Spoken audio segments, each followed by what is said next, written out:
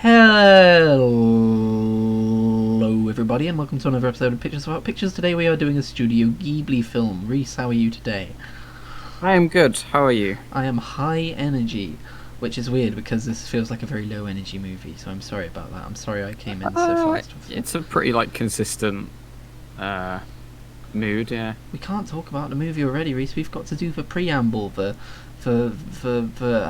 pre-ramble, more yes, like. the how. No, we did that 5 minutes before the stream started.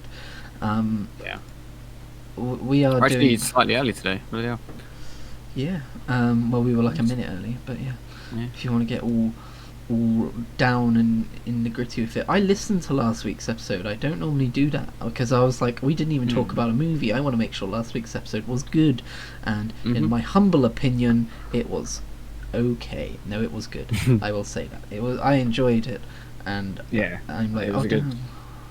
Because it's what was great about that was it was very much just a case of us sitting down and talking, which we do quite often anyway. So it's it was literally just taking what our normal conversations were and just recording it. Yeah, which is an entirely unique premise for a podcast that nobody's ever thought to do before.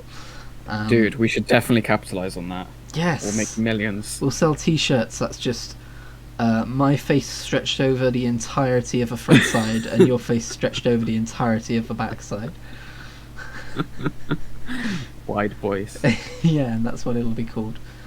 So which Studio Ghibli films have you seen before? Did I say that right? Ghibli? I feel like Ghibli is wrong. I hear Ghibli, but... I'm just going to say Studio Giblets. Which... Giblets. Studio Gibbles. Studio Blaine Gibson. So I've not watched many. I've watched a few of them. Some of them I've seen parts of, not fully seen, but I've seen some of the more obscure. Like the ones I've actually properly seen are some more of the obscure ones. So I've seen Porco Rosso, which is quite a fun one. That one's a bit weird though at times. I think the plot of that one is dude gets turned into a pig man basically. Oh. And it's a whole weird plot of. That one's a bit more got a little bit more of adult themes in it, which is interesting. Obviously, I've seen parts of Spirited Away. I've seen Ponyo. Ponyo's adorable. What else have I seen? There was one I can't remember what it's called, but it's the one with the cats where there's the cat returns. I don't know because there's one before that because that's the sequel to that's the sequel to. The one before, but there's cat people and basically a whisker away, something like that. Yeah, but basically there's an entirely separate society of cats and they that's a new one. Basically that might not even be Ghibli. No, it is a Ghibli. It was from a while ago. It's from a while ago. Oh, well, it said 2020 here. That's not it then. But it's definitely not because unless it was made in the old style of animation because it looks old. But yeah, it's a whole thing of society of cats and stuff. The one film, the one Ghibli film I've seen, Ghibli, sorry, is Howl's Moving Castle. I saw that with our friend Reese. He's recommended it to me several times, and we should definitely do it at some point. It will be interesting because that'll be the reverse of what we normally do. So. I never knew if it was Howl's Moving Castle or House Moving Castle, I think but it's Howl's, I believe. Yeah, HOWL apostrophe S, as in Howl is the whenever name. I would talk about it, you would probably just hear me go, "Oh yeah, Howl's Moving Castle." Yeah, I'd meld the two words together.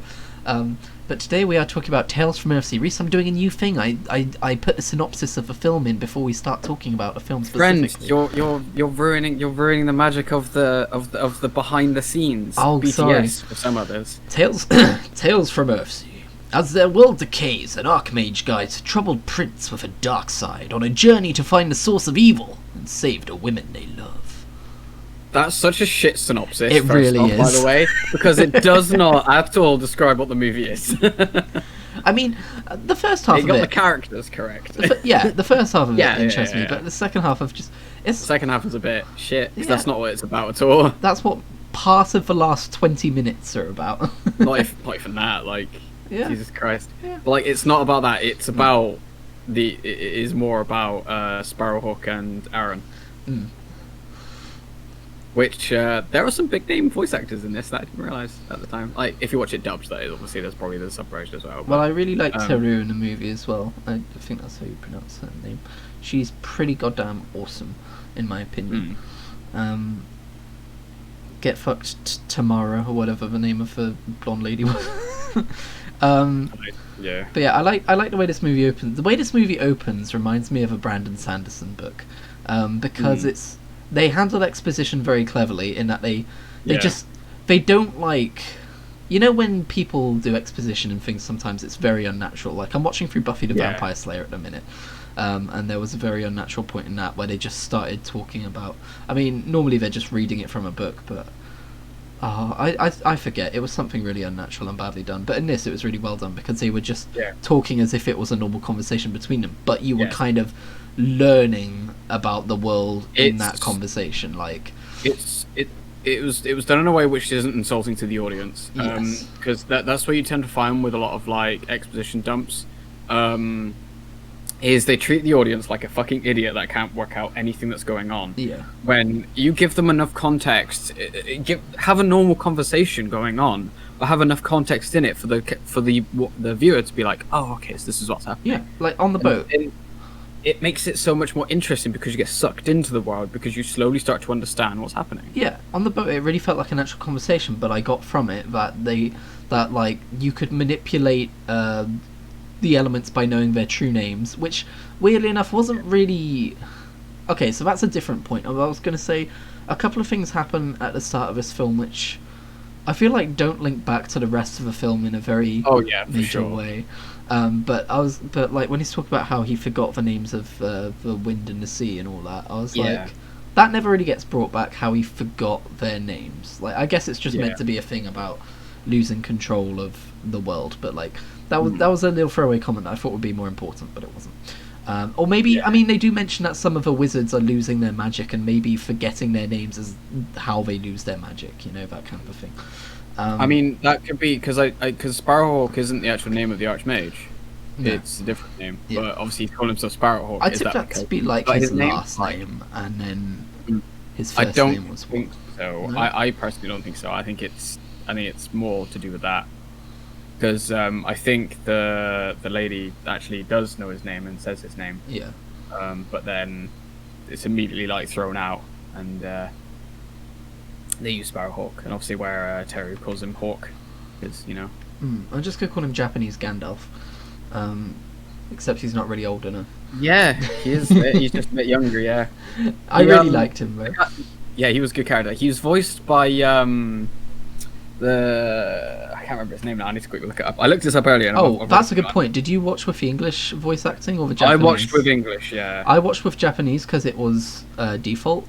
So I just watched. Mine defaulted to dubbed for some reason. I don't know why mine does that, because I do prefer watching stuff in subbed, but Ghibli's a little bit different because they get proper voice actors. I can't remember if I watched Howl's Moving Castle or not like that. But I just, maybe it bases it on the last thing we watched like that on Netflix then. But yeah, I was just like, well, I mean, it started out subbed, and I normally watch anime subbed.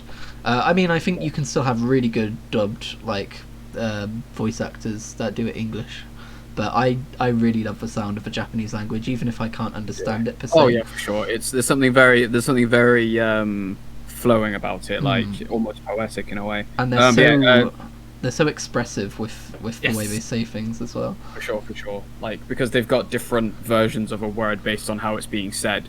So that alone, like, you feel the sort of force behind it as well. Yeah. But Timothy Dalton did the voice for him, who you'll probably remember from stuff like Hot Fuzz and that. He's the supermarket owner in Hot Fuzz. Right. But he's been around for years. He's done all sorts of movies. He's in License to Kill and all sorts of stuff like that. Interesting. But yeah, he did a fantastic voice for Alpha. It was beautiful. Willem Dafoe does the bad guy. Oh. And there's something really off-putting about how he does his voice for most of the movie, which we'll get into once we get to him. Yeah, that's cool. We can talk about the different versions of the movie we saw then, basically. Yeah. For instance, I was going to mention how when the king is walking, and by the way, that transitions into more overt exposition where they're like, yes, I know how the world works. The world works like this. The dragons have control of the wind and the fire, whereas mankind has control of the earth and the sea, where they would all already know that already. Obviously, we know that already, I mean. So that was a little bit more of it, but I liked the very opening scene's exposition. But yeah. I mean, there's only so much you can do without like being like, okay, look, this is the deal. Exactly.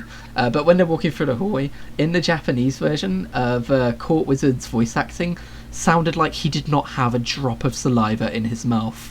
Like, and I don't mean that he talked like this. It was more literally like you could almost hear his tongue like in his mouth. Like that's how dry his mouth sounded. And I was just like, oh. Just before that, speaking of voice actors, like just before that, you know, when the two guys run up to him, and say like, "Oh, about this." Yeah. One of them is Liam O'Brien. Damn it! I should have watched the English version. Oh, he's only in it for like 2 seconds. It's fine. I love Liam. I kind of had a joke because obviously my king. Yeah, pretty much, just less ill of them. Yeah. Yeah, like I was gonna make a whole joke about being like, that's something we do in animated films or something, where we have the O'Brien o'clock, where we just be like, he appeared at this point. So literally, not even 4 minutes in, and Liam O'Brien's there. So amazing. There you go. So yeah, the king gets established to us. Okay, so before we move on from that though, I think it's really important that they establish to us that mankind kind of took control of the earth and the sea, but the dragons kept the wind and the fire. I thought that was... I don't know if they said air in the English version, but like it was translated as wind, but it means the same thing basically. I thought that was super important for reasons we'll get to later. I thought it tied back into itself in a really nice way. I should probably have mentioned this at the top. I fucking love this movie and the message it tells. It's beautiful. It's amazing. But anyway, so yeah, the king is... we don't spend too much time with the king and his court and his family, but we get the impression that he loves his family, but he puts his ruling as a king first. Like, someone asks if he's seen his son who's been missing for a day, and then king's wife appears and she's like, oh no, that's none of his business, don't worry, we'll sort that out. You just go do king shit. The world's falling apart. Very relevant to our times, and yeah, so there was that. But then almost immediately we get the patricide of Prince Aaron coming out from behind a statue and doing a big old heckin' stab. He's like, stab, run. Yeah, and I was like, oh damn, he probably have good reason for doing that. That we'll learn later on in the film. Nope. He did not. Unless you want to get really deep into like the message that the film is trying to tell. I mean, I think it's very much a case of, was it him or was it someone else? You know, with that, because I mean, there's those, because he goes on a whole thing of being like, oh, there's this thing inside me and it takes control and all that stuff. Yeah, I think like, is there a whole message there with that, or metaphorical? I think it's that, yeah, like, because you're made to believe later on that it isn't so much that. I think the idea we're supposed to get after having watched a whole movie from this is that they said that he's been very sequestered for like a year, right? And then he was missing for a day. You get the impression he really like was a troubled teenager, and that like he fell into a nihilistic way of thinking. Because this film I think is heavily anti-nihilism, which I'll get into later. But I think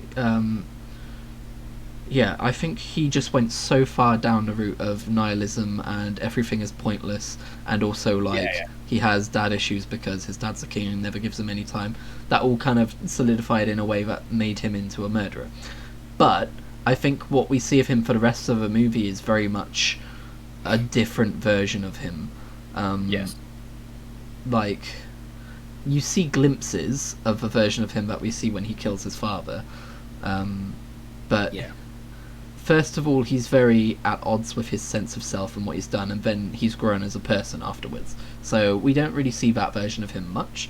And I think it's definitely something that's meant to be not set in stone. It's meant to be debated about a lot. But to me, if there's one thing this movie did wrong, it's that maybe they didn't necessarily consolidate the two versions of himself in a very understandable way. Like even at the end There of was the no movie, resolution of the two sides. no, Effectively.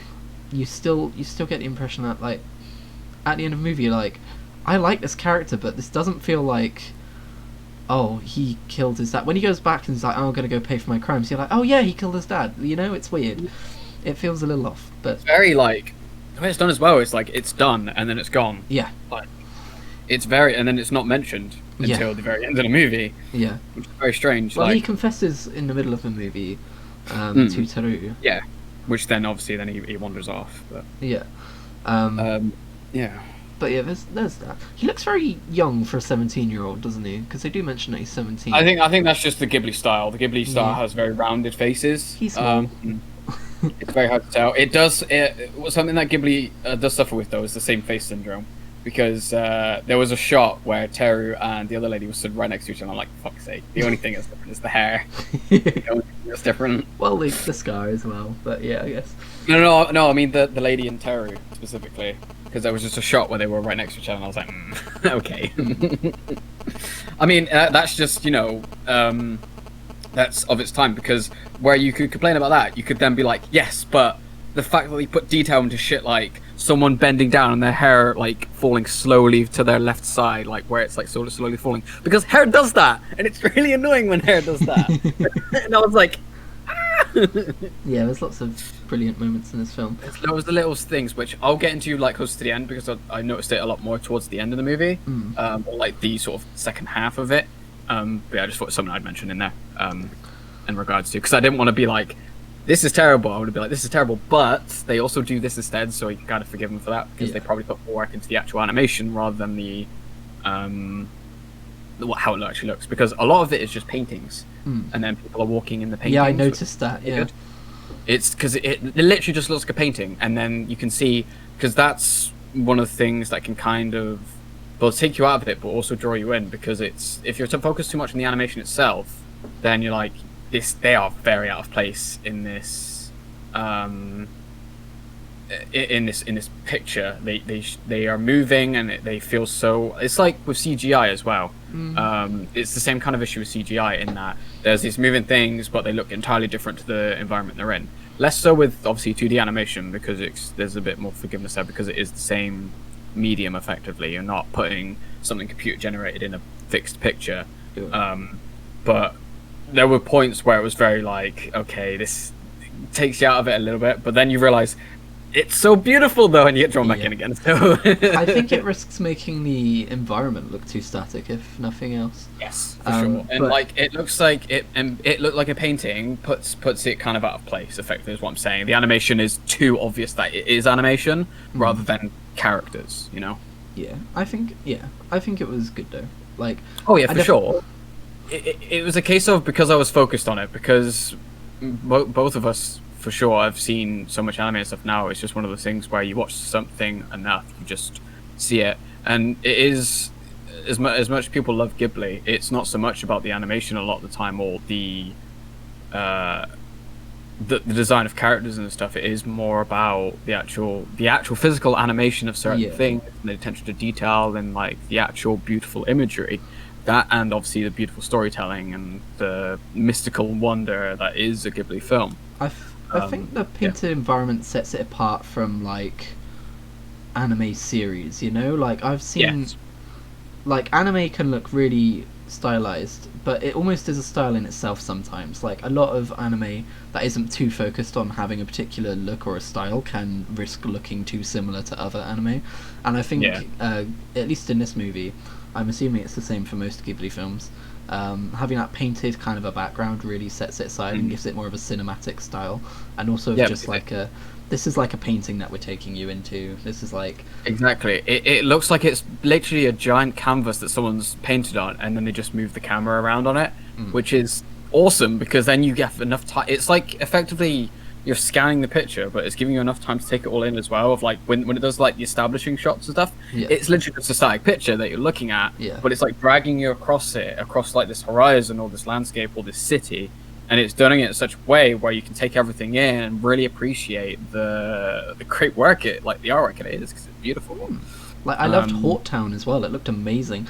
Bit big to be called a town, but other than that, like Yeah, it was looks huge. so Oh, good. that first shot when they walk across that hill, it looks amazing. I know, right? And when they're I walking love shit like through, that. and it's like Because this I had a medieval moment. town, and Yeah, I apart had a from moment of like.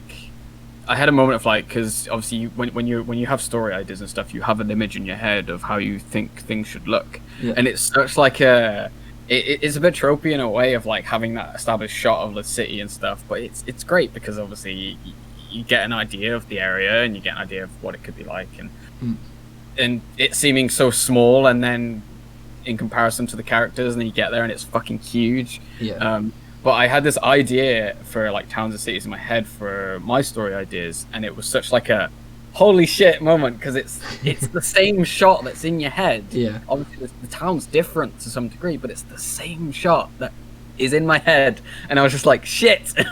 I don't know if this is Which normal, really cool moment. but I have this issue in my head of when a city or a town is being described in a book, and like when the character traversing that city is described in a book, I can't stop my brain from making the city too small, and Yes. like almost like you can see the entire city in one shot from up high, whereas in reality it would be a lot bigger than that. Hawk Town is like the very like antithesis of that, of like, look how big this place is, and you can get lost in it and stuff. That's something I've definitely had issues with myself as well, where like you think of it so small, it's like, and then you start thinking about it like, wait, no, that doesn't make sense. So which then I just sort of like, so what? How would I make it bigger? And I kind of just sort of almost like delve into my own imagination for a bit, and just sort of think, and because it does take a bit more concentration to think out that way, because your mind will naturally do a thing, and obviously if you're trying to push past that, you need to concentrate a bit more. But the general idea is like, I would like stretch it out and be like, okay, so there'd be a road here, and then there'd be buildings here, and then it would go this way, and then this would be here, and then kind of just build it out like that. But the whole image never really sticks, which is a pain. But obviously, if I could draw, then it'd be a different story. But yeah, When? Stop saying if. Start saying when. Yeah, didn't you realise, Reese, the whole point of life is to become a master artisan, to master the crafts of many different things. You will draw, you will sing, you will animate. Anyway, so did you catch the fact that he said Aaron translates to sword, so he's called Prince Sword? That's kind of a silly name. yeah. Although it doesn't quite match Swordbert and Shield. Oh, what's the other guy called? Shieldwood? Or is it? No, it's Swordwood and Shieldbert. They're characters in Pokemon Sword and Shield. Amazing. They are. Yeah. They're definitely what they are. But yeah. So yeah, I really loved how big Hawktown was. And then in comparison, the cozy little countryside cottage. That's the word I was looking for. The cottage where they are. Is that a cottage? I'd say that's a cottage. Where they then retreat to plough fields. I've realised we haven't really said much about the plot, actually, have we? We've just kind of been talking about how it looks. That's probably. I mean, we talked about the initial sort of plot of it, of obviously the stabbing. Yeah, we didn't talk about how the Archmage saved him, and then didn't ask too many questions, and was just like, He saves him twice, doesn't he? Like quite close to the beginning. Like he saves him from the wolves, which I think is really good as well, because he's like so like obviously distraught, and then the moment's like, all right, I'm gonna die. Whatever. So this is my death. ... But I love. But one of the things that's great when we sort of jump on board with the Archmage is him traveling, and you get such a sense of the world as well. Such a great idea of the world that he's traveling through, and honestly, it gave me huge Witcher vibes from playing Witcher 3, and the music as well was very similar, like to stuff you'd find in that game as well. It was just like, this feels like that kind of, like, if it was to be set in any time, it felt like it would be in that kind of world for sure. How it was set up, and that's definitely how it feels, and that thought only got more and more as they found places, and the town reminded me of it as well. Very similar to I think Skellige, and maybe not so much in its layout, but how the city is, and stuff like that. I think it was just like shit. I could see that. I just love how calm and wise he is. Like, yes, whenever something like he's he's in complete opposition to Prince Aaron, who's like, he's like, oh my god, I'm so sorry, like I shouldn't have done that, or like, oh god, like I can't do this, all this kind of stuff. Whereas he's just like, no, it's fine. Like he's very much like, if you fail, it's fine. You'll try again and you'll get it next time. Like that kind of a guy. Yeah. He's great. I love him. I want to be him, but I never will be. But you can always try, and that's kind of always a good idea to keep trying to do that. Well, it's the idea of trying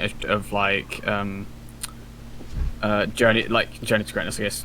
In the idea that and that's something that's played out as well, is he almost becomes a father figure in a way, like in comparison to, because the comparison is always to compare him to obviously the father, and as we said already, the father was for the people, but not for the person specifically. Because there's a big difference between, like, maybe not specifically going into family, but I mean there's a difference between the people and the individual person. So the mob and the person, effectively. And the idea is everything for the greater good. Obviously, what he was doing was, these are the problems that everyone is experiencing. This is the major problem. I'm going to deal with that. And then he died because his son felt neglected. There's some variance of that. I honestly think it's one of those things with that where it was a case of wanting to do something, and obviously the nihilism of being like, everything is pointless, so me killing him won't do anything, so I can get his sword or whatever, which that's very strange as well, going back to that. I'm not entirely sure why he originally takes the sword. It's like, this is an important plot device. No. Like, there's nothing until obviously the very end, because the sword obviously disappears for a while. But he doesn't get frantic about the fact that he's lost the sword, like I thought he exactly, would. Which I thought was really odd as well. Yeah, because I thought he would react. Like, why is he not saying like, "Oh, where's the sword? Did you get the sword?" I think the idea is that he took it in the heat of a moment. Yeah, for sure. And then, I think honestly, all that stuff with. I honestly think that whole scene of him murdering his dad as well is purely like, it was like a reflex thing he just did, because he had the thought and he just did it. It was a reactionary thing, and he was like, "Cool, a sword," and then took the sword. But, yeah. I was gonna say, going back to the king for a moment versus the Archmage. Like you said, the king very much is all about the greater good and the will of the people, but he completely neglects his own family and the needs of his family and his own son, and that's why he dies. That kind of ties into one of the main themes of this entire movie, which is that it's about balance, and that's what the Archmage teaches. Exactly. You can't. Prince Aaron. You can't focus on one side or the other. You have to have a balance. Yeah. Which is important. Yeah, and that's shown multiple times throughout the movie in a really cool way. I liked it a lot. There's so many things that in my life just over the last few months that I've myself been attributing to, like, things should be more balanced. They're very much out of balance right now. Just in the way that people see the world as well. It's either one thing or the other. It can't be both, or it can't be somewhere in between, and there's just no sense of balance there as well. It's something I've been thinking about a lot lately in many different ways. I think with balance, the only way to get balance would be empathy, which is one of the hardest things to achieve as a person, because as a human being, whoever you are, whatever you are, it is very hard to do. And achieving empathy completely changes how you view the world and how you view other people. It's something I always try to do, is never be angry with someone else for reacting in a particularly negative way, because I mean, like, say like you like be like, oh, you like have a conversation with someone or something, and they're like snap and be like, oh, can you just leave me alone or whatever, in saying that in a nice way. Typically the reaction is, all right, asshole, you know. But it's difficult though, isn't it? It is very difficult. It's not just something you can constantly have on or off. Like, there's multiple times where I'm like, oh, I could have handled that better. I could have thought about where they were coming from. And sure. It's just something you need to constantly try and do. All those things, it's the idea of be kind, you know. And even in those negative situations, and I've been trying so hard to almost train myself to not be reactionary and be thoughtful. and be like, okay, but they're not just reacting like that for no reason. Did I say something weird? No. So it must be something else going on with them. They are their own person with their own problems, their own dreams, their own life. So there may be something at some point recently that may have affected their mood, to which I just triggered because I was just talking to them and they reacted.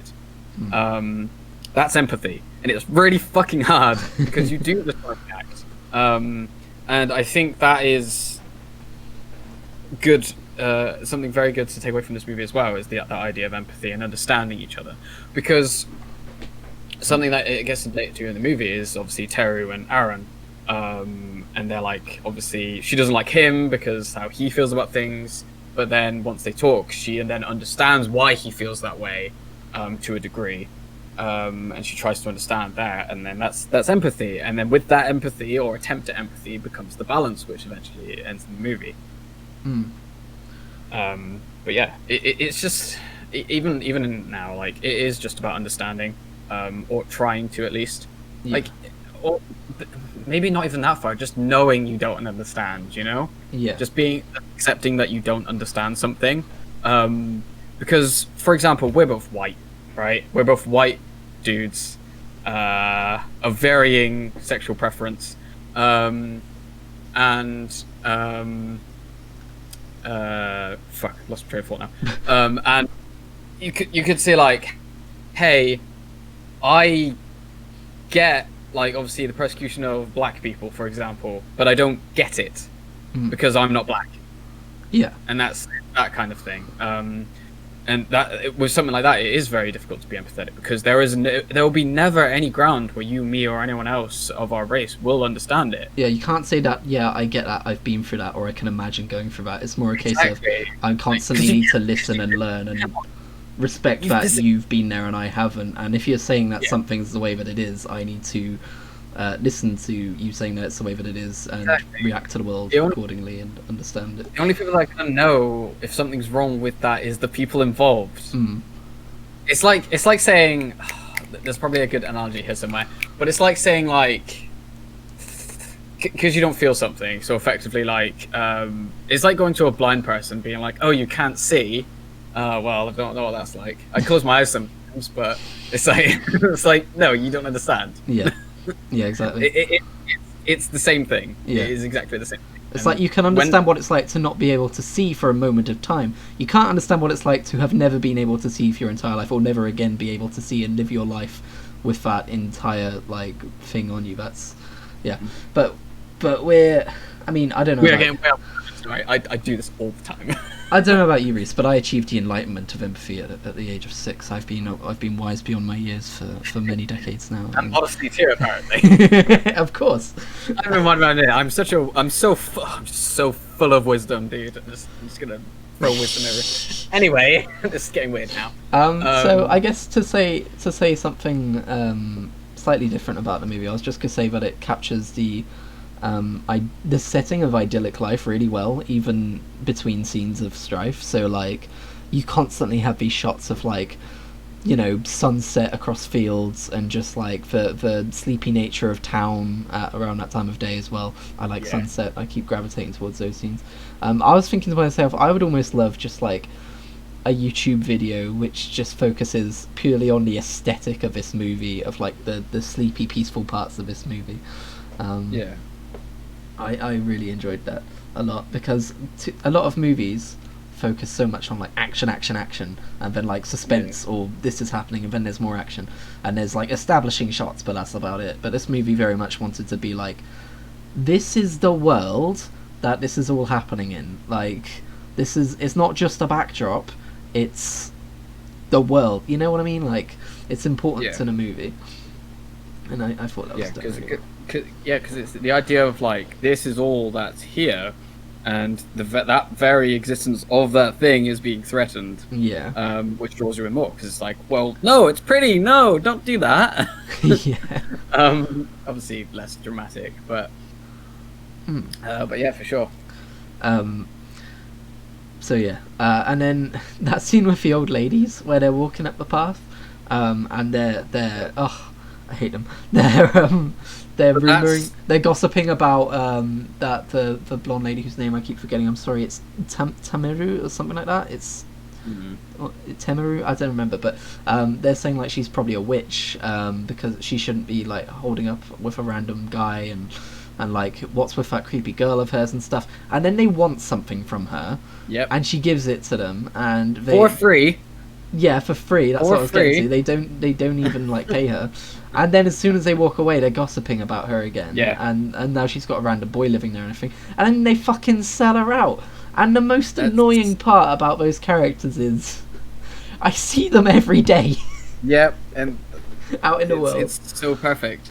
It's the opposite of empathy. Yeah, it's exactly piling it on. It's like judging and then being like, judging oh well, and being completely selfish I think this way, and then like it's the whole like idea of like someone not caring in the idea, because like when people specifically be like, there's always the excuse of like, there's no point me doing this nice thing because they won't care or they won't, react in a positive way or anything, or won't change anything. And that's obviously, people like that will always prove that to be correct. Yeah. And people like that still exist, and it's horrible because I work with people like that as well. Yeah. And it's not good because, I mean, it's negativity, and then it just piles it on, and it makes it worse and worse and worse. And then that person may feel like, oh, well, I'm being wronged for no reason. Why should I be nice? And then that's another person that is no longer being nice and is negative now. And then the cycle of hate continues. Yeah, I think it's a type of nihilism, again, in the movie. Yeah. I should probably come out and say I know that there's this whole...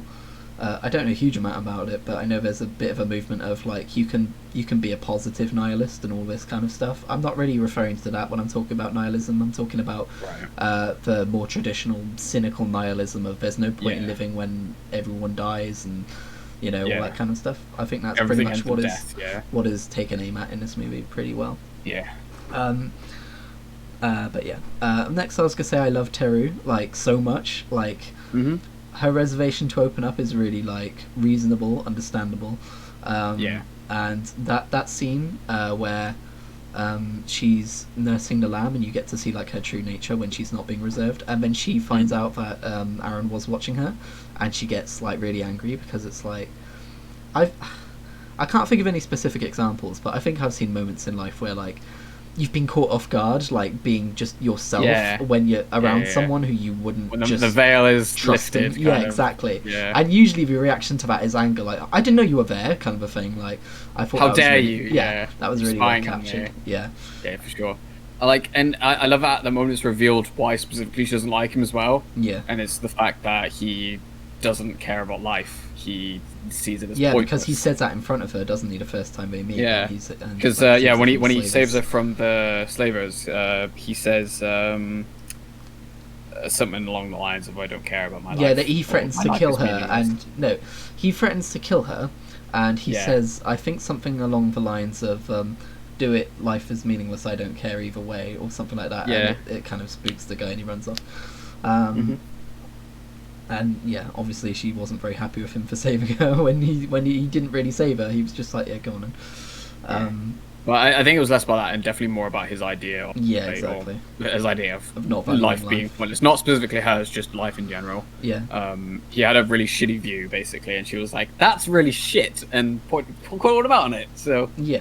Which is good to see as well. Awesome. Rather than being a dumb tsundere, she actually called him out on the shit. Yeah. So. And then she fucking opens up to him by way of song, and it was beautiful. Oh my god. Oh, it's such a good scene. Where she just starts singing, and you're just like, holy shit. Yeah. I don't know what that's like in Japanese, but the English version was really good. Oh, it was really good. I'll have to watch the English version of that song at some point, but yeah, it was because it was directly translated, so it didn't like rhyme at all or anything like that. It didn't rhyme. It was a bit weird because it didn't rhyme in the English version. Oh right. But yeah, it wasn't too bad. But like it did. It was like, oh, that could have probably rhymed there somewhere.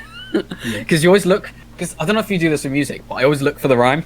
Yeah. I listen for it rather. Obviously, looking at music. Yeah, she's singing, and I think she's singing about the wizard, right? But like, I didn't analyze the lyrics that closely because I was too kind of stunned I think by she the sound says of her she voice. says about she says like about like flying away and stuff, and which is a bit of foreshadowing, I guess. Yeah. The idea of like the sun rising up and being free and things like that, if I remember correctly. Yeah, but it was lovely, and I think she kind of did that to just be like, well, fuck your nihilism. This is like, here's something beautiful. Is that pointless? Because there's the idea of like, oh, she doesn't know he's there, but then she just immediately turns towards him. It's like, yeah, she knew you were there the entire time. Yeah, but then exactly. that obviously prompts him as well to open up to her about his stuff. Yeah, and then she's just like, oh, okay. Yeah, you're a murderer. He just Fantastic. comes right out with it with like, I killed my dad. And again, it's the whole like, not immediately being like, holy shit, he killed his dad, he's a terrible person, go away. It was more like trying to understand why he did it. And like trying to figure him out and all that kind of stuff, which I wouldn't necessarily say go ahead and do that in real life to someone who just admits murder in front of you, but you know, in a poetic movie kind of a way, it was very sweet. Yeah, in a poetic movie where the characters aren't real in any regard and it's not set in any sort of realistic time. But it's in the scene as well where we learn that even he doesn't know why he killed his dad, and I thought, I realised that happened, oh, I don't know where this movie's going now. Because at that point, like, we haven't even met the antagonist. We even like in the dialogue. No, we would have met the antagonist by then. Would we? We met Cobb, yeah, because I think you've skipped like half the city scene, I think, because you've jumped from when they saved her to when they're now like been there for a while and Sparrowhawk left the cottage. Yeah, we've already been reduced to Cobb because Cobb would have come before then. Oh, okay. You would have, because they would have come back and be like, "Oh yeah, we lost half of our slaves," and they was like, "Go get them back." Oh yeah, I remember. Well, he does stereotypical bad guy things to show that he's evil, by threatening to kill his lackeys. Yes. Yeah. He's pretty much like cardboard cutout bad guy. So. Yeah. To a degree. He reminds me a lot of Orochimaru from Naruto in that he's after immortality, and in Naruto that character does it in a slightly different way, but he looks really similar. He does it by way of stealing people's bodies so that he can, like, if his body is getting old, he can have a younger body and age up through that again. At least as far as my understanding goes. Oh, fuck that. I know Naruto. That's what he does. Orochimaru anyway, so he reminded me of that. But I've never considered Orochimaru in the light of nihilism before, and that's definitely what Cobb is. For sure, yeah. And the idea of, like, the reason he's doing it is not usually the reason. If he was, I said cardboard cutout, but he's not. Like, to a degree he is, but then his motivations and stuff make him very different. But he's doing it literally because he's scared of death. Yeah. And he admits that, and I think that's fantastic that there is a human side to the villain. He basically humanizes him by being like, while he's looking all horrible and goopy. Yeah. He's just like, I'm afraid, I don't want to die. Yeah, but it's that balance again, isn't it? He's gone to the extreme of, like, he will do anything to prevent himself from dying, and that's not balanced. That's an extreme. And being greedy. Yes, exactly. And that's not accepting the way of nature, and that's precisely why the state of the world is the way it is. It's because he's a powerful wizard who's affecting the laws of nature, which I thought was really fucking cool. I've written a short story a bit like that before, except it wasn't quite as good as this, quite obviously. I had similar ideas for my story as well. God damn it, friend! Why are we the same person? No, I'm joking. It's the idea of, like, there's a certain level of balance and stuff, and you kind of ruin it because the idea I always like the idea of magic being used as a system where you're pulling from something, or you're pulling from an energy source. So, like, you've got WoW, for example, where obviously you're a shaman, you pull from the elements. You're a druid, you pull from the sun and the stars. Well, and nature and life too, but yeah. Yeah, and obviously nature and life as well. But, like, these very specific things you pull from, and I love the idea of. I like how. Did you ever read the Aragorn books? No.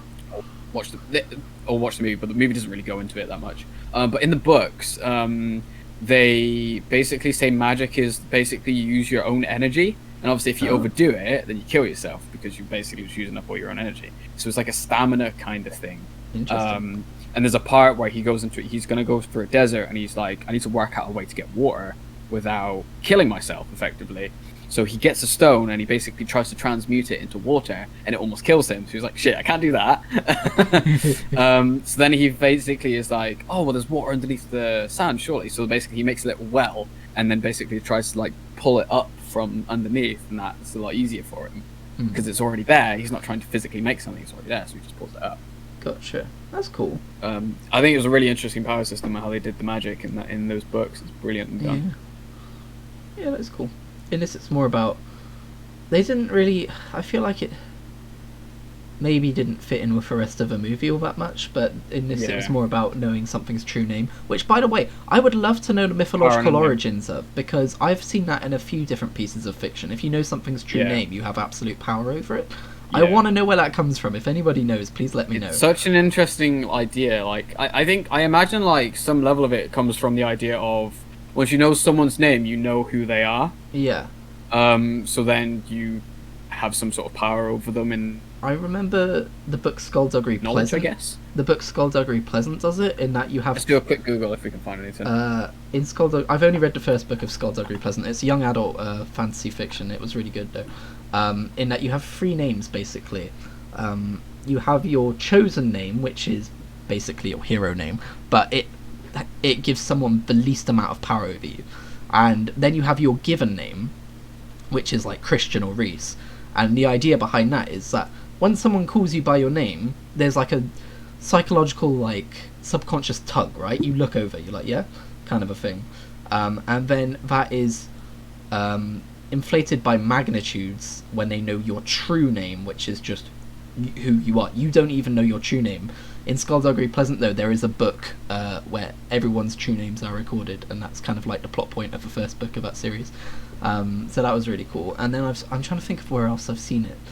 I don't know where else, but I have seen it in a few other places, and I really, really like that idea. I've never seen it used for, like, elements of, like, the sea and all that, though. That was interesting. Any luck? Nothing too crazy.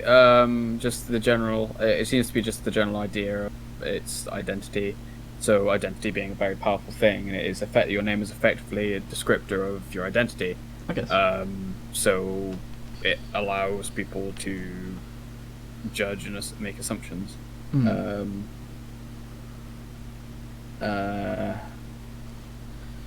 But basically, yeah, I think the idea is it's information, it's knowledge. Yeah. I think is the idea. Alright, so at this point in the movie, basically Aaron decides to leave because he hasn't got control over the part of him that makes him kill people, basically. And he's like, the raging homicidal man in him. Yeah. He's like, I should probably head out. So he leaves. And he starts to be chased by this other version of himself. And I think it's intentionally vague, but we've got to analyse it. It seems like, based on what happens later in the movie, it is like a physical version of him that can be touched, but it's also a ghost because it disappears. And at first I was wondering if maybe it was a projection of him that Cobb had made up. That's what I thought initially as well. Yeah.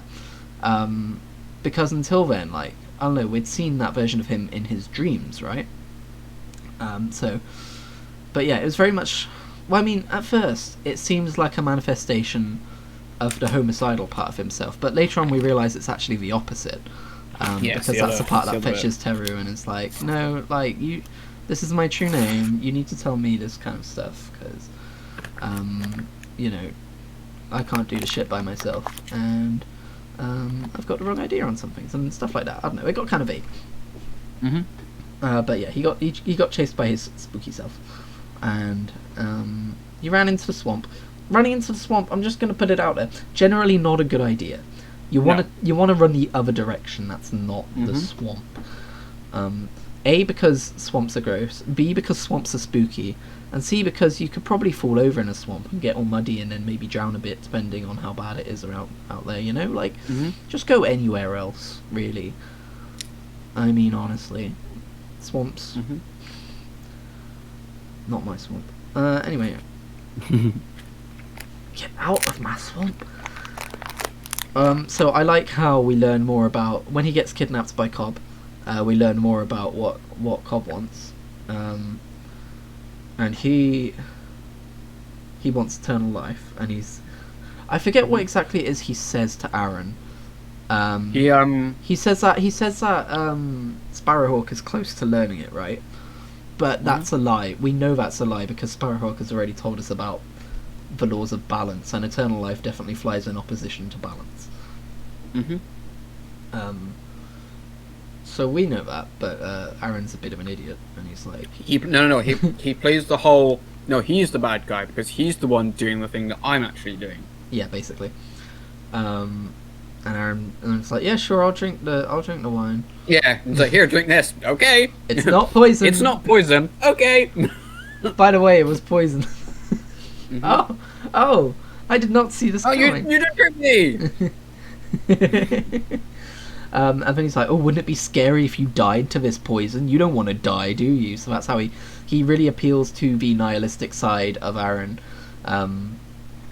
So that's kind of how he wins Aaron over to his side. So I thought that was done pretty well.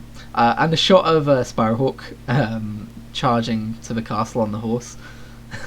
I just wrote, fly, you fool! Yeah.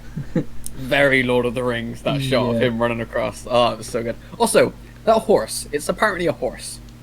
I know, right? Horse. I know. It's not a horse. That is like not a fluffy deer horse. It's more like a llama or anything. yeah. But it's so fluffy. I know. And they never give it a name either, which I'm really disappointed in. I know. He deserves a name. I want to give him pets. He's a good boy. Yeah, he looks very soft. Or girl. We don't even know whether horsey boy or girl. What did I write? The impossibility of limiting mankind's desire to restore balance is a neat conceit. I actually wrote a neat what is the word because I couldn't think of the word conceit, and I spent 20 minutes googling synonyms of conceit looking for it, and I couldn't find it anywhere. But someone in a YouTube video I was watching today said the word conceit, and I just went, that's it! That's the word! That's the bugger! Fair enough. So yeah, because that's Cobb's whole thing, right? Is you can't limit mankind, mankind's desires. Like they're so out of balance that it's basically impossible. So you might as well just embrace nihilism. Well, I guess embrace it's not. Chaos. It's not necessarily embracing nihilism, then, is it? It's saying it's just embrace. It's like going against the grain and like balance be damned. Just do what you want. Yeah, just be like, if you make yourself immortal, you don't have to worry about all these problems. That's their pretty much character. Cobb is break the rules sometimes, and Sparrowhawk is the rules are there for a reason, buddy. Yeah. And did you catch that Cobb has tar powers, meaning that the bad dreams that Aaron was having was probably brought on by Cobb. Influenced. Yeah, because he has nice dreams. Because the first dream he has when he's in the town, he has a nice dream, and he's like, there's a dragon, and it's flying around. Which I think is that's now that I think about it, that's just like directly like almost him like being led on to the next thing because he sees the dragon and stuff, and then obviously he gets captured. But then they end up at the cottage where Terror is. Yeah, true. And then he has the dream there where obviously the tar monster, and then he goes to Cobb. So yeah, it's almost like a this is where you're gonna end up kind of deal. Yeah, I guess so. Which is interesting. I guess his dream's used as a foreshadowing device then. Yeah, for sure. Because the dragon disappears also, as well in his first dream. Doesn't the image of Sparrowhawk in the tar dream have hollowed out eyes like Cobb has? Yeah, well, that's interesting because it changes, doesn't it? He has hollowed out eyes, and then he sort of changes into Aaron. Oh, yeah. As he's sort of melting. Yeah. He's like melting and he turns into Aaron. Yeah. Which is interesting. But yeah, he sounds like a zombie for a hot minute, though. He's like... he's like hi. And then Sparrowhawk's there and he's like, no, don't be doing the thing. And then Aaron stabs him. Oh no! In an exact mirror image of him stabbing his dad, which basically makes you go, oh, he is a father figure. You're an Aaron dad when he stab you in the chest. And it's like, oh, welcome to the club. I'm just imagining Aaron yelling like Aaron from Game Rush being it's no use while he attacked now. Actually trying to say Aaron, but it's not really coming across. But yeah, obviously we see that like, no, he didn't stab him. But I'm so fucking naive. I was like, no. And I was like, Yeah, there was that moment of being like, shit. But then he was like, nah, he's fine. You know, he's fine. He's alright. You just dropped it so we could grab him. And then that beautiful soliloquy from, I guess it's not a soliloquy because he's not alone. That beautiful, what's the other one? Oh, come on, I did English. The one that isn't a soliloquy. The one where you're giving a speech and it's just you talking, but you're giving it to someone. Monologue? Monologue. That beautiful monologue where he's I wrote it down. He says to Aaron, "No man nor any living thing in this world lives forever, but only to us is it given to know that we must die, and that is a precious gift. This life that is our torment and our treasure does not endure. It is a wave on the sea. Would you force the sea to grow still to save one wave, to save yourself?" And that's when I sat bolt upright and went, I love this movie! Yeah. That was beautiful. That was translated perfectly over on the... That was the exact, pretty much word for word how it was said in the dub version as well. And he says it so calmly and quietly in my version. Yeah, for sure. And it's done so well. Yeah, and I just started writing down quotes at this point in the movie, because this is when the movie really starts revealing what it's about, and you're just like, oh, fuck, I love this. For sure. This is like everything I believe in. I like when Teru stole into... Because I guess I'm jumping across scenes here, but like obviously then the ghost version of himself approaches her and is... I mean, firstly, she frees herself because she's a badass.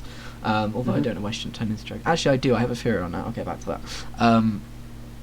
But she frees herself. She's running and she meets the ghost dude, and he guides her to him. And then he's like, "Oh, hey, I'm basically the side of him that like loves life and all that kind of stuff." Just give him a big old hug. I forget what exactly he says, but he gives her the sword. Yes. No, she has a sword already. Sparrowhawk gives her the sword and says, if he comes back, give him the sword. Gotcha. He just guides her and hugs her. And it's like, please. But then as the audience, you're like, but he's there! Yeah. And she's great. And I love when she confronts him. And she says to him, you're not afraid of death, you're afraid of life. And I was like, why you gotta be so truthful? Why you gotta be dropping those truth bombs? Because that's 100%. Yes, that's... Yeah. I think that's a very common thing with nihilistic schools of thought, is that they're so obsessed with death that actually it turns out that they're it's almost like, and I can say this because I think I've been there in the past, but it's the whole you're so obsessed with the fact that life ends that you're telling yourself, there's not much point to like actually living the life part of it, because it ends. Like, what's the actual fucking point? I guess I haven't been specifically there, but I've been in similar schools before. And it's like actually you're kind of like almost convincing yourself that you don't need to go out and live life, and you're just scared of living life because it can be painful sometimes because of people die, and you get attached to people and they die. Yeah. So. But it reminds me so much of a part. So I think I told you about Bo Burnham, comedian. He does a lot of like comedy music and stuff with some like moral stuff in there as well, which is really interesting. He has a song called "From the Perspective of God," and I think one of the lines he says in it is something along the lines of, "You pray so badly for heaven, but life on earth could be heaven." But you pray so badly for it that you can't make it happen because you're thinking too much about the death part and not the actual living part. Yeah, it's a very similar message to what this is. That's very nice. So it's a brilliant song as well. My favourite quote. The entire idea is like, why are you doing what I'm telling you, or what I'm quote unquote telling you to do? Why not just do the things you think are right, rather than be doing them because I've told you to do them? Yeah. You should be doing them because they are the right thing to do, not because you were told by some higher being. Exactly. And I like that message too. And I was gonna say my favourite quote of the entire movie comes directly after that, where Teru says to him, "You think your life belongs to you? Tenna gave me life, that's why I have to live, to give life to someone else. Labanan, that's the only way we live forever." And I was just like, did you just fucking like look inside my soul and like take like what I believe in and put it into a movie from like 14 years ago? Because Jesus Christ, that is so beautiful. It's a beautiful movie with a beautiful message, and it's done in a way that's like the message can mean a lot now, for sure, especially like, now with everything going on. It's a little bit different, but for years now I've been banging... Oh yeah, for sure. No, I just mean to what I'm about to say. It's a little bit different. Okay, sorry. It's a little bit different, but for years now I've been banging on this drum of like, you know, it's like it's similar to the message of like, you only truly die when the last person speaks your name, and you can take that the wrong way and be like, I have to make sure that my legacy lasts forever. But for me, it's more like extreme.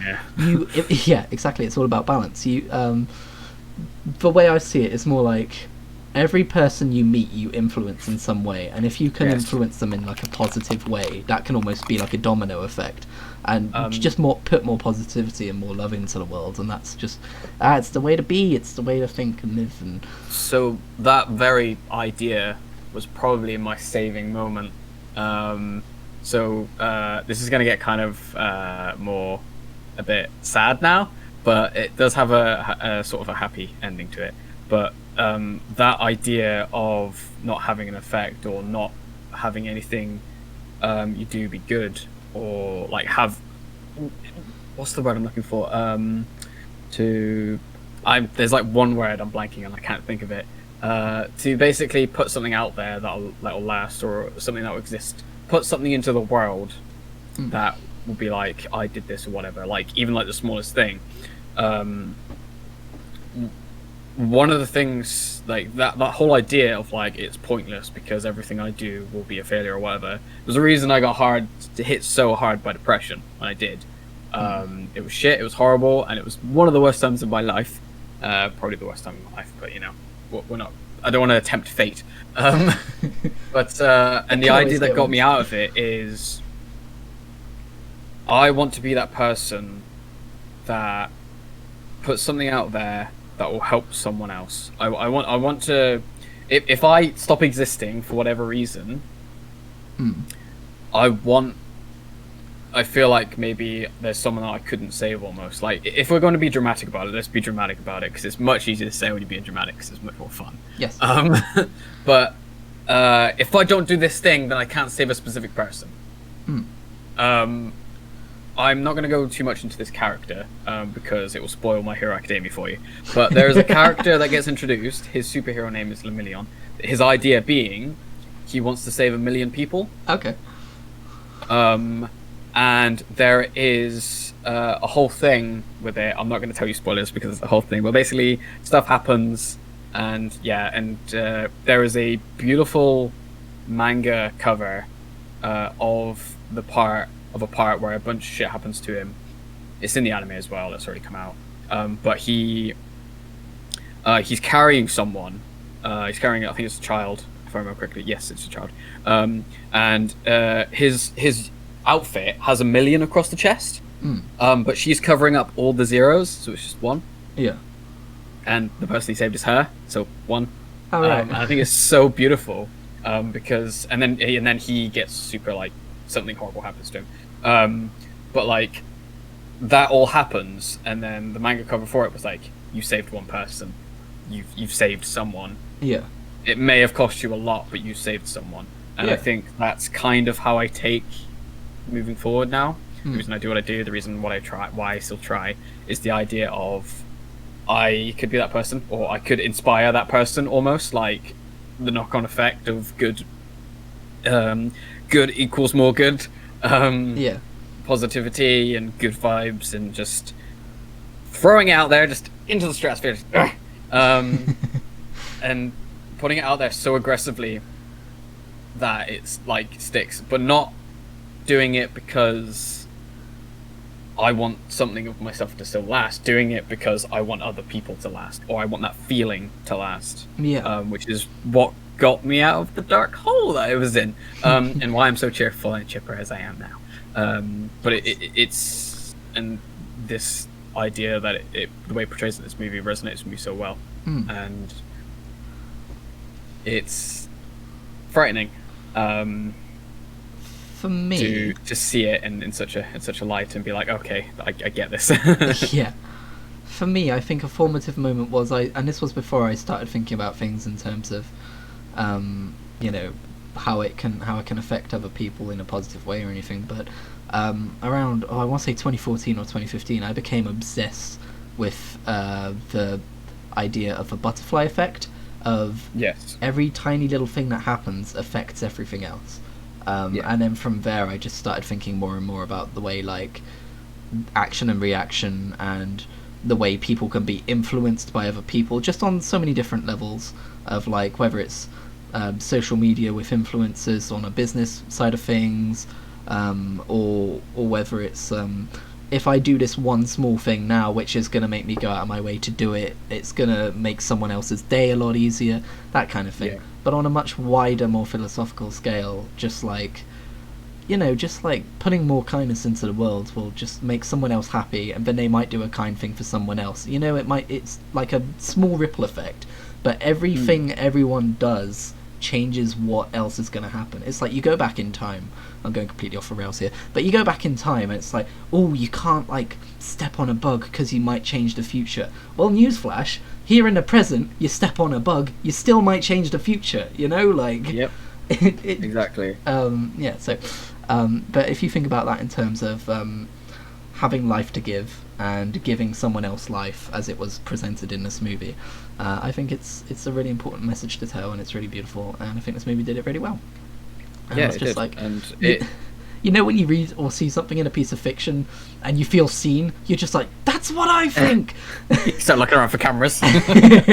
That's basically what this movie did in this scene for me. I was just like, oh fuck. It's done so well because it's almost like, obviously that's not the intention, of course, but it is a level of seeing like how depression can affect people as well, for sure. Because nihilism is an effect of depression, for sure. I felt it. I'm sure many others have felt it. Especially this, because it's an idea of hopelessness. For sure. But because it's an idea of hopelessness, and with hopelessness becomes rejection almost, and denial, and then nothing, effectively numbness. Which is where that comes from. But yeah, this is definitely very uplifting in that moment of being like, there is something you can do. Just because you're dead doesn't mean you don't die. What is dead may never die. Well, are we saying that we need to be more like the Greyjoys in Game of Thrones? No, that's not what I'm saying. And then, but yeah. I know that this is probably going to be really cheesy to anyone who doesn't care about stuff like this, but my next note was all in capital letters. Fair love healed the dragon and restored balance, because there was that dragon that we saw at the start of the movie that fell into the sea. We see as they talk to each other, as he regains his hope for the world, the dragon rises out of the sea and flies away, and I was just like, fuck. And that, it's almost like the balance of like him feeling the way he did killed the dragon, but then now that he's okay, it's healed them and they're back almost. Like it's almost like his counterpart of the other side, the balance.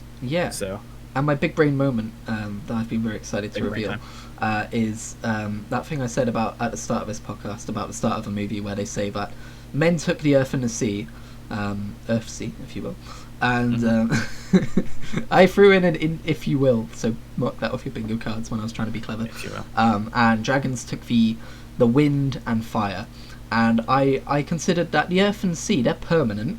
Like the earth, the ground's always there. The sea is ever changing, but it's still like permanent. You can see it. It's still there. It's just moving. Whereas the wind and fire, they're more ephemeral and temporary. And in that way, men are more about almost the nihilistic way of things, like Cobb was about wanting what's there to remain there forever, to still be there, to always be available. Whereas dragons are more about like, the wind is here and then it's gone, and you'll never feel that same wind again. Fire burns away, and you can never relight that same fire. It's a new, you can like relight a new fire, but you know what I mean. Like, they're more about the ever-changing, like the beauty of the temporary and the ephemeral. Enjoying while it's there. And that's why dragons are so beautiful in this movie, and why part of why Teru, I think, turns out to be a dragon. I have a separate theory on that, though. I just like because it ties so much into the idea of enjoying life and embracing death, because the idea of the fire and the wind, like being there and not, is that idea of life and death just happening in these elements, and so they are so accustomed to it that they understand it and know that it is a natural process and are so almost embrace it as a result, which obviously, whereas humans, obviously everything's so permanent, so like, no, I must exist forever. Yeah, exactly. And then like that's where the fear of death comes from in that as well. Yeah, and yeah, I like how they admit as well that even if you love life and you're not nihilistic, yeah, you still fear death. Everyone fears death. Like, I thought that was a good thing that they put across. Yeah. So Toru gets kidnapped by Cobb. He snaps her neck. She falls to the floor dead, but then she turns out to be a dragon and stands up with the eyes, and then she transforms into a dragon. I think it's possible. I think there's a possible reading of this movie that says that if dragons are to be associated with ephemeral stuff of like fire and the wind and death, then it could be the movie's poetic way of saying she did die, but like she became reborn as a dragon. Almost. Like she wasn't a dragon all along. That was just an effect of her dying, but because of her beliefs of, you know, valuing life and all that kind of stuff, she transformed. It's almost like she had the ideals of a dragon. Yeah. But she became reborn as a dragon because she was a perfect specimen for it. Yeah. The only flaw I can see in that theory is that the movie doesn't run with it. She doesn't fly away never to be seen again. She can still transform back into a human. She still lives at the cottage. So I'm not so sure, but I don't know. I'd like to. I like the idea for sure. I like the idea for sure because it adds a whole. Because then it is that idea of balance as well. Again, like you feel so strongly about this thing, you've died, sure, but then you change into this other thing, and honestly, I think it's just I think it's purely on the idea of the balance, and the world is effectively trying to balance itself out again. Yeah. By doing this, and then by doing so, it affects obviously Aaron as well to a degree. He had Dragon a big old hug like you see in this picture. There are a few like anime plot moments in this though for sure. Like with that and when he draws the sword as well. Like when he draws the sword and stuff. Well, I was gonna say I watch a lot of I don't watch a lot of anime, but the anime I do watch tends to be shonen. So it has over the top action scenes. This movie really sold me on how you don't need over the top action scenes to sell like the power of a character. It was very realistic in its fighting as well. It was just like cool, and then there was like a couple hits in like how a fight should go. Straight up chopped a dude's hand off, and then dude was like, nah. I'm goop. Yeah, I am goop now. So the funny thing is about Cobb, obviously in the English version he's played by Willem Dafoe.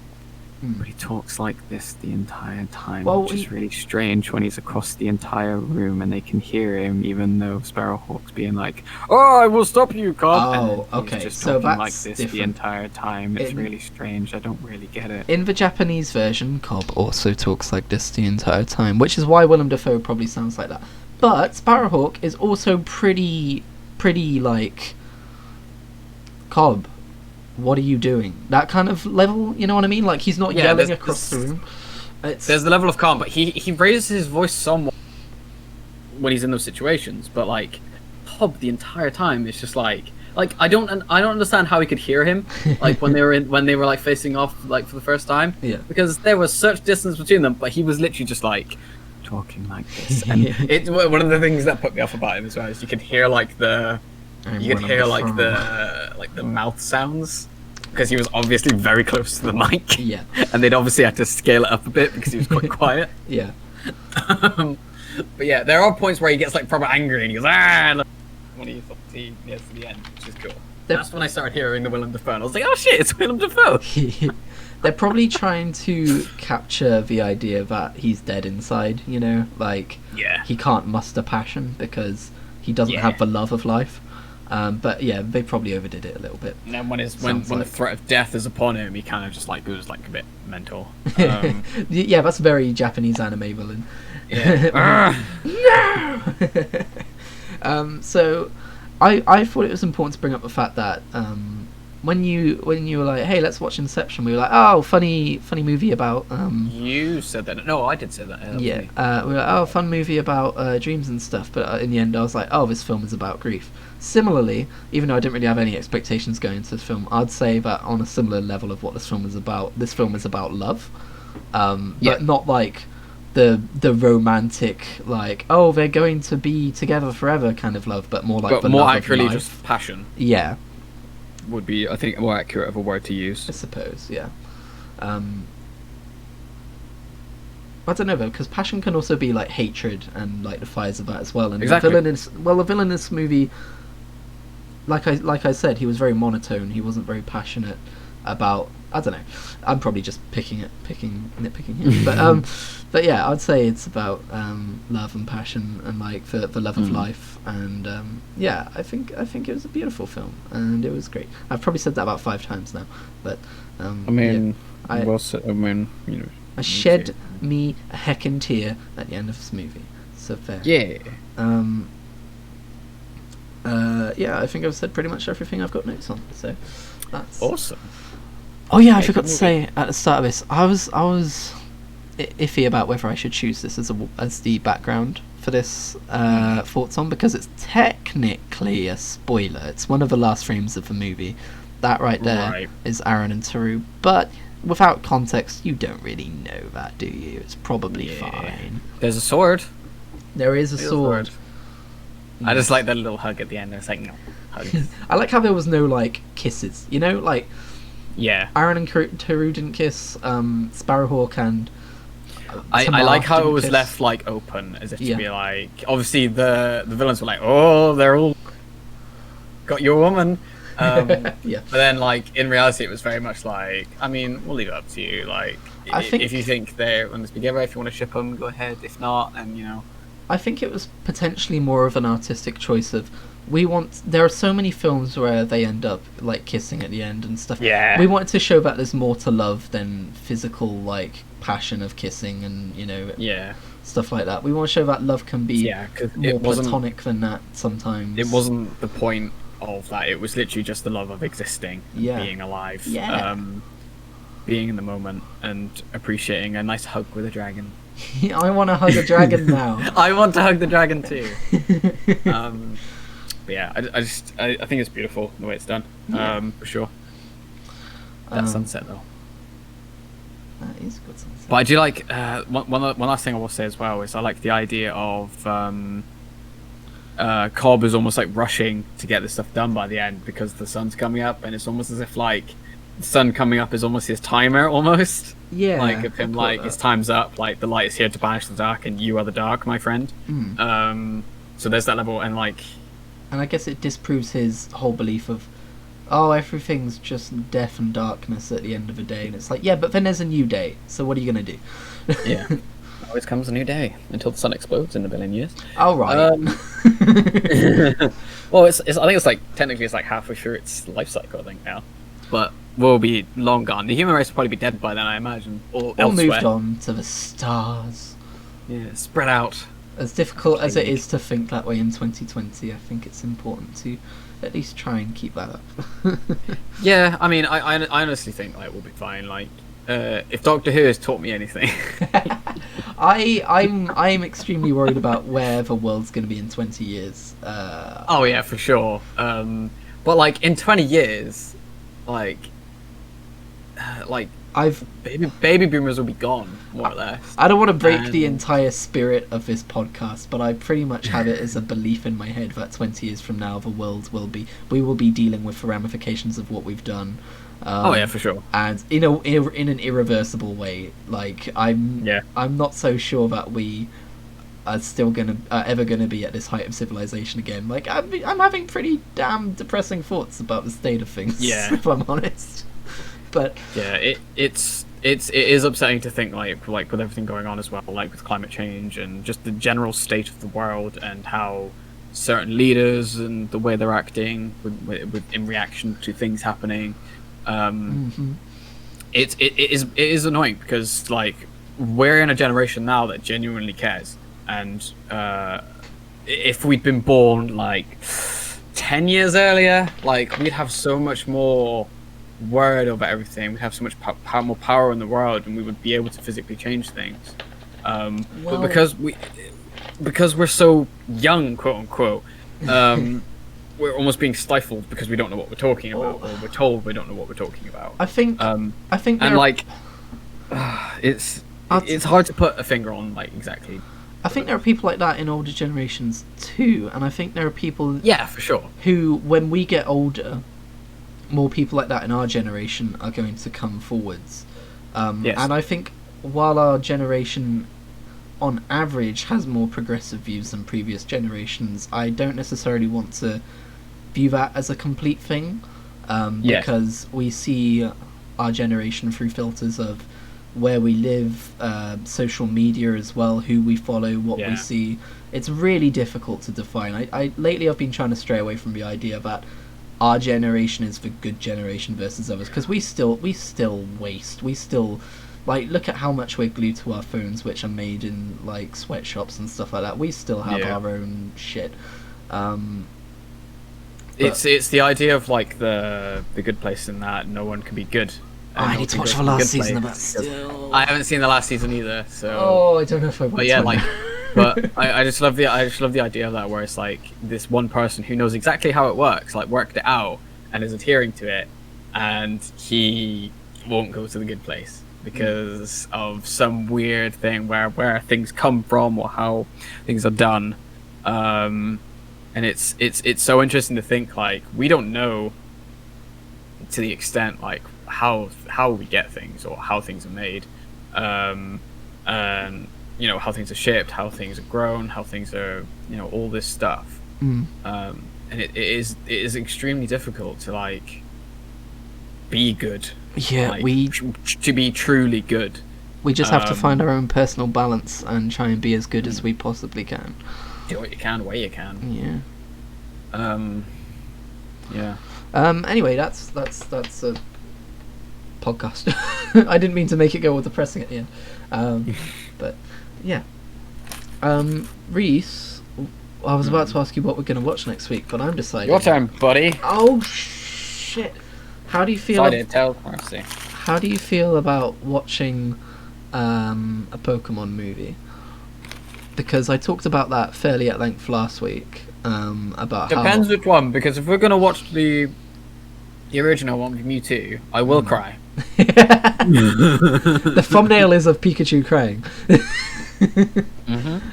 Which I'm already mousing over. But they remade Mewtwo Strikes Back, so are you telling me you've seen the original one? Right, I have not. And I think it would be a really good perspective to watch the remake from someone who's never seen it versus someone who's seen the original. So I kind of wanted to watch Mewtwo, what the fuck is that? Pokemon Mewtwo Strikes Back Evolution. But if you don't want to cry, I can choose someone else. Oh yeah, God, they really did remake it. Good lord. Did you not know they remade it? Nope. Oh. Yeah, they've done it as like it's... I don't even know what style you would call it. It's similar to claymation, but I don't think it is claymation. It's like a weird CGI animation. Yeah, in like a claymation style.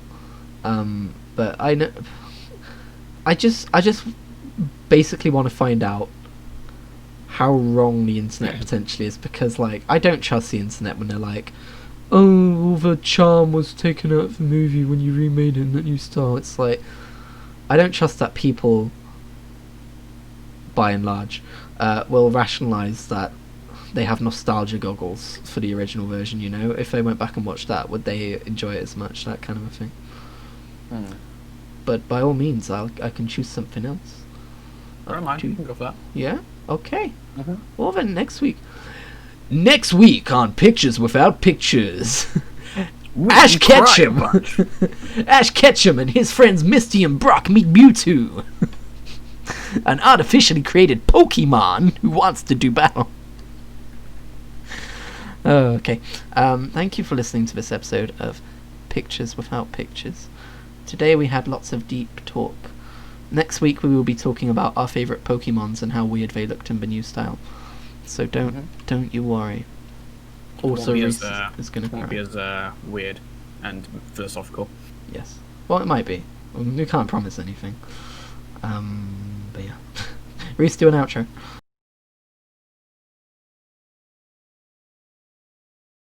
How dare you put this upon me in such a manner? You have thrust this upon me, and I, sir, do not appreciate that very much.